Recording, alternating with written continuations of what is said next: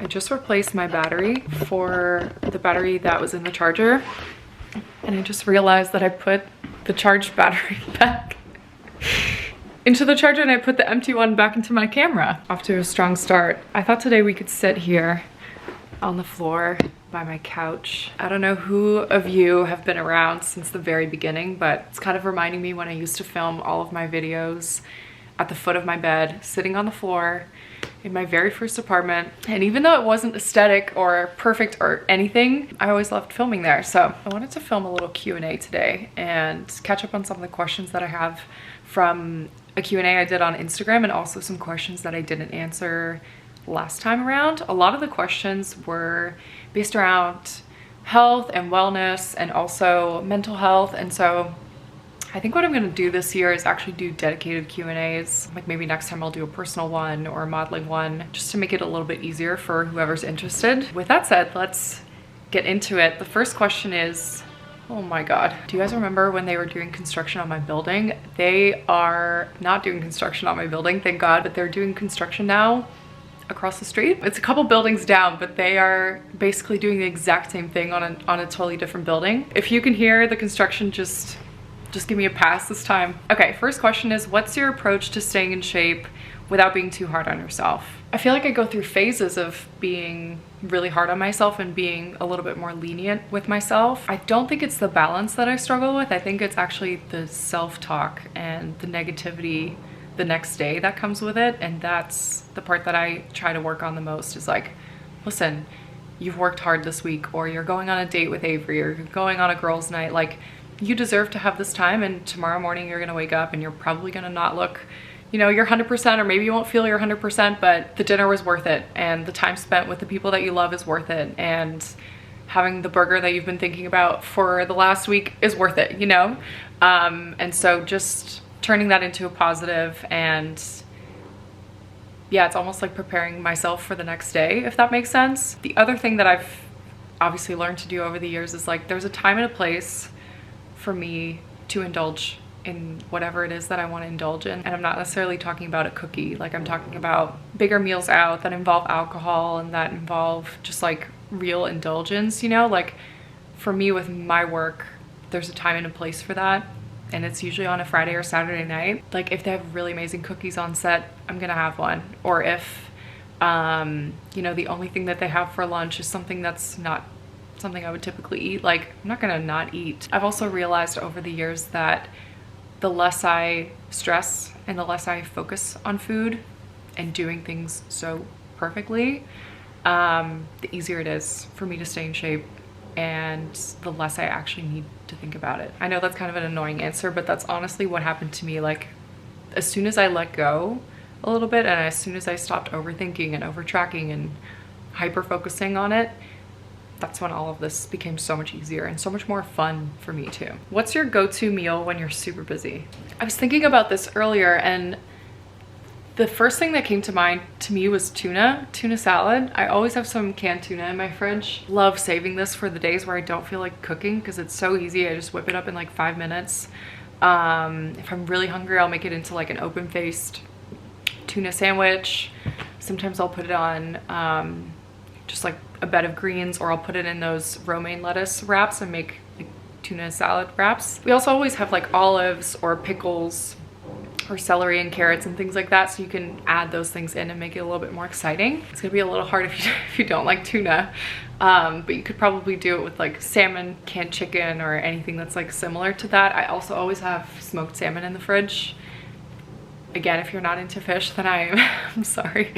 I'll have to come up with something better, but you could even do like an egg salad or something super simple that stays good for a few days. I love a good sandwich. I also always have bread in the freezer, so that's probably my go-to busy meal. This was a question that was left under one of my last YouTube videos. It was kind of a big comment, so I'm gonna take out some of the questions that they had, but this person's asking me, like, how do I measure myself to stay on track?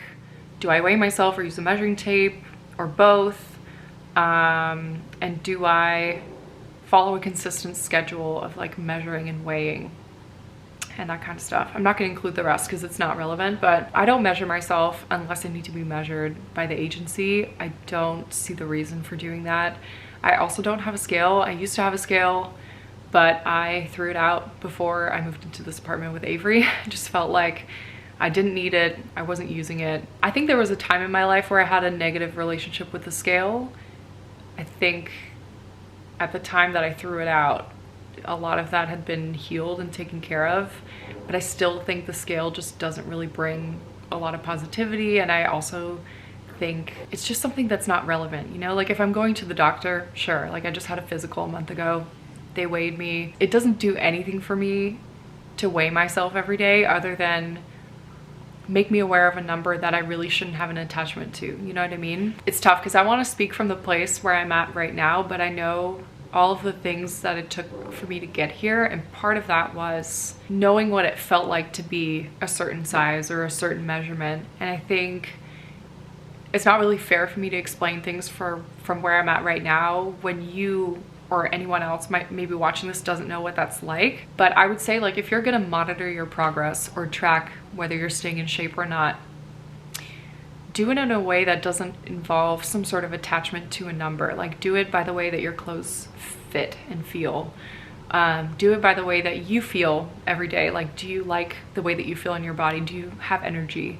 Do you sleep well at night? Does your body like what you're eating? Like, using this as a way to become more connected with yourself, I think is the best way to do it, because then you're staying in track and you're monitoring your progress, but you're also cultivating a different relationship with yourself. And I promise you, you're gonna start to notice so many things. Like, oh my God, maybe my body doesn't like when I eat dairy.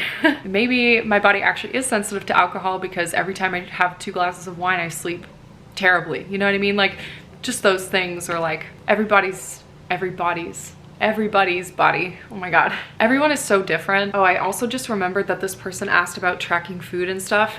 I will say, like, that was one thing that I did find helpful because it helped me understand what is in specific foods. If you're able to use a food tracking app just for the sake of understanding food better and understanding what your body's getting when you eat certain things, I would recommend that because it actually helped me a lot. And it's part of the reason why I don't use anything to track nowadays. Like, even having specific goals for fat and carbs and stuff, I never really did that. But just understanding, like, how much fat do I get when I have an avocado, and how much protein does one chicken breast have, or like how much protein do I get when I have X amount of yogurt. Like, those things can be important to know, and apps can be really helpful to help you understand those things. I think it's just about knowing if you're in the right place to do something like that or not. I think the biggest thing to keep in mind is that the less attached you are to numbers, and the more you can make this about how you feel, and also about how you look. Like, I think it is important to like how you look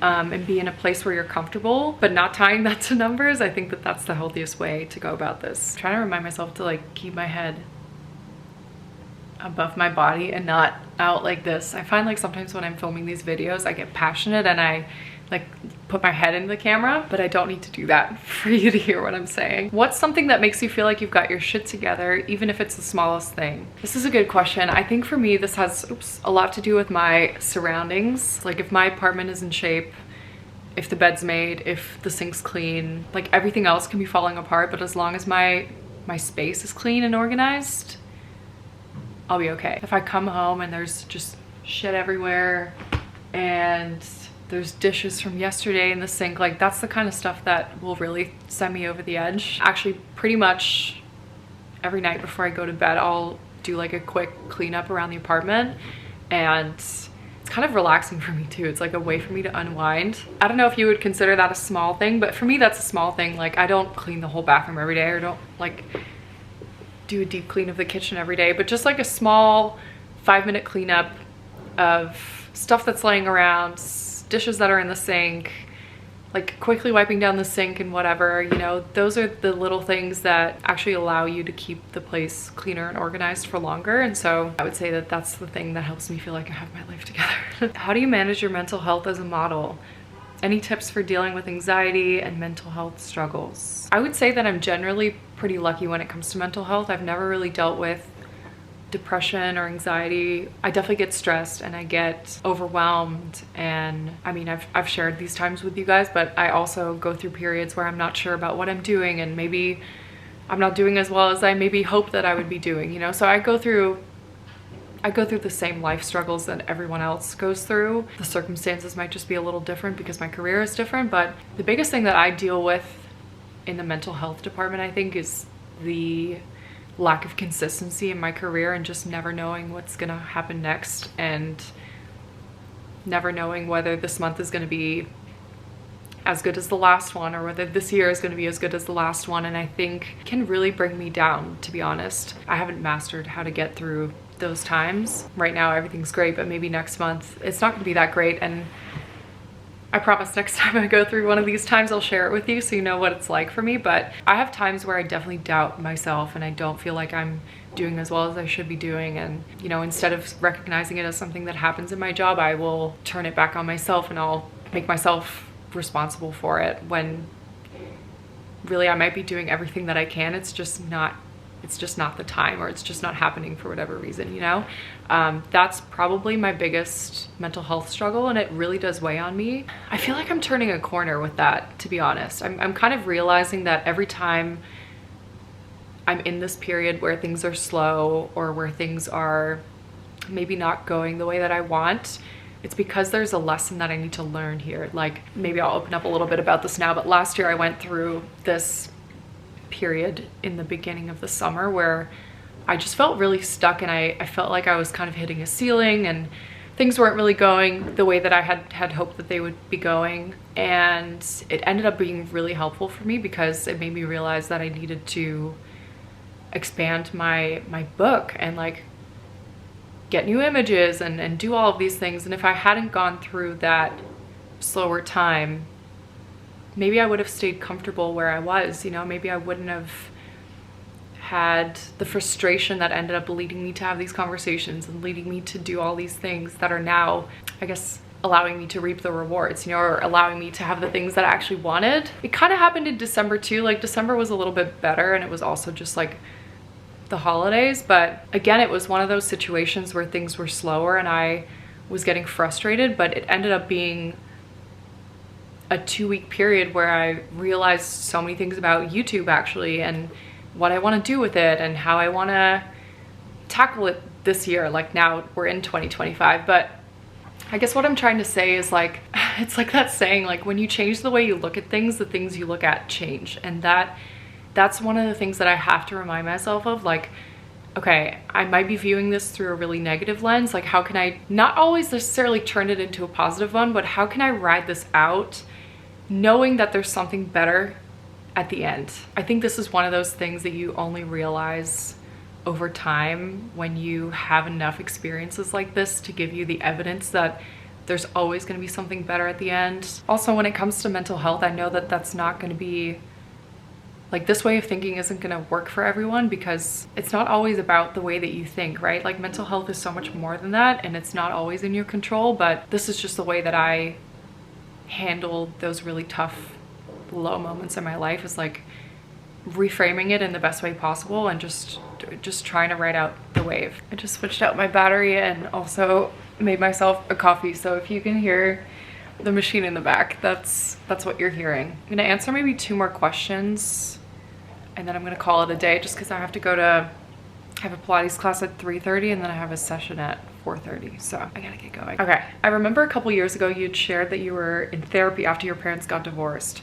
My parents also separated as an adult, and I find it's not a common situation to navigate. If it's not too personal, can you share more about that and how you continue to navigate that now, a few years later? This is one of those topics that is really hard for me to talk about, and I haven't really spoken about it a lot since I initially told you. I think I was still living in my other apartment at the time. For me at this point, it's been just over 3 years since all of that started, and so the dust of the actual divorce, I want to say, has kind of settled. And I think everyone who's experienced this will understand, like, there's so much more that comes with something like that. It's not just the separation, it's not just the actual act of them divorcing, it's also everything that comes up with that. And a lot of that has to do with like childhood related stuff and relationships with parents and things like that.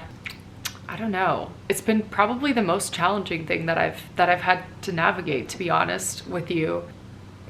And I've thought about sharing more about it, and then every time I think about sharing, I just don't feel quite ready. And I think the hard part about this stuff too is that there's people involved that you really care about. And one of the hardest parts about this kind of stuff happening in your 20s is that you see things for what they are, which is also kind of a blessing. But the way that I can explain it is as if you're like digging things up, like you're just, so much is being unearthed and so many things become so much more clear. And that, I think, is the part that takes a really long time to recover from and heal from. And so I should probably look at the question again. I think the things that are hard to navigate is the relationship that you have with your parents after something like that happens. And I don't even necessarily think it's just when your parents separate. I think when you become an adult, your relationship with your parents becomes different regardless. But when you know so much about your parents and when you know so much about your own experience as a kid, you have to navigate that and relearn how to have relationships with them, if that makes sense, just in a brand new way. And I'm still very much in it, to be honest with you, and I still have moments where deep breaths where I struggle. I really do. I have moments where I struggle with the way that things are, the way that things happened, and the things that I'm faced with. And these are things that I will probably never really share, and I don't even know if I could share them or would want to share them, you know? But just accepting that these are things that are part of my life, and relationships that are part of my life, and learning how to navigate life with those feelings, I guess, is the best way that I can explain it. That's the phase that I'm still in right now, I think, is making peace with a lot of things, and forgiveness and acceptance and all of these things that are really hard and painful, but also really beautiful in a way too. I'm gonna start crying, but like, that's truly how I feel. Like, this experience has just almost cracked me open in a way and made me more sad, but also more grateful and more aware. And I don't know if that fully answered your question, but I guess that's kind of like an update as to where I'm at in that journey, if you will. The one thing that I've really had to learn throughout the process, and the thing that's maybe been the most valuable for me, is actually learning how to set boundaries with certain people and how to have those conversations in a productive way. And I had a lot of help with this. Avery's been a huge support system for me. I also have a couple of other people who I've trusted to like talk about this, and I obviously have my siblings who I'm so lucky that we all like kind of go through this together. But this was one of those like hidden gifts that came with this experience of like really learning how to set boundaries and not feel guilty for doing that, and knowing what I'm willing to talk about and what I'm not willing to talk about. That's actually been something that I've applied to other areas of my life too. I'm so much more happier.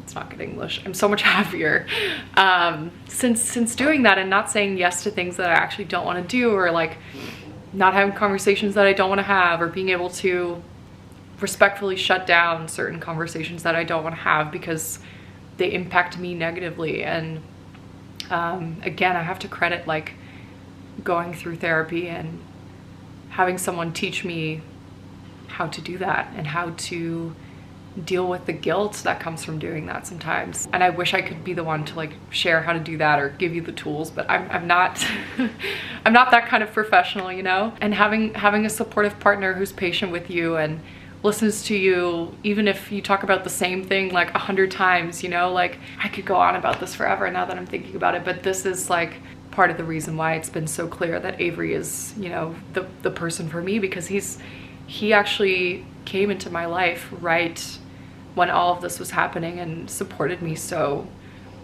beautifully through all of this. I gotta shut it down, but that's kind of where I'm at with all of that. I actually feel really good after sharing a little bit more about it and giving you an update, because I think where I feel most comfortable is keeping a lot of that to myself, but also it's part of my life, you know, and it's part of the actual life, the real life that happens behind the scenes is navigating family relationships and navigating a lot of newness there. And so it feels good to have a community where I can talk openly and honestly about that. That's gonna be the end of the Q&A. I hope you guys enjoyed. If you have any other questions or things that I maybe didn't talk about today that I should talk about next time, definitely leave me a comment. Don't forget to like and subscribe, and I'll see you in the next one.